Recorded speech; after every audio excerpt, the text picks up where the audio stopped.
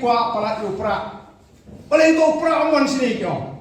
Nengin lek no. Akapor bagi persiang banwat kandidat asoyong hagan election emli nyimyo atau kandidat uba ngiso biang.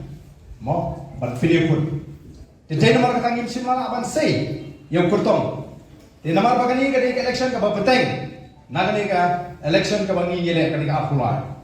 Ka jaro ka jingja. Mo ha ka bawe ni kandidat uklan mo. Ngim simala aban sei. Mdon minti ni bagin sei menta. Ya kurang. Ladangin jinala aban sei ngatrai ngilu padi opor panuan kumni. Yang hapun kam masoyo. Bang ngador ka jing so scam bangin jok ilu ladangin aban sei. Katong kumbagal. Namanya berkata gaji kuat pula, kacung kipai bak kaklan pula. Dan ukur tomu baklet no, yang ngelam lejong klet no, eka parti lejong wan panji kesian kemana ni. Wani kedua mani Pak Arden ni. Mau tu kurtong nak parti kongres. Wani kedua yang arsin. Hagasin kemudian kong wan kumu kurtong coba UDP.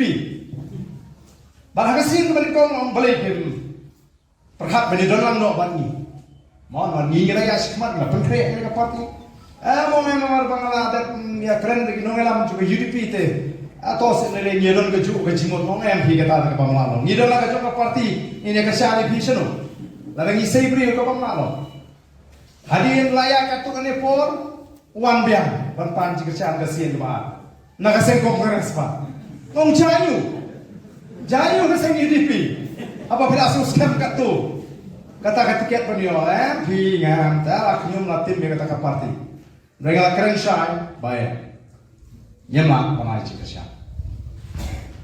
Ulah pendor untuk kersan ko pelong mamlahi panai cikasya. Kong ka parti nyema. Nama ni penkre pangin penklan ka parti. Hadian ke election.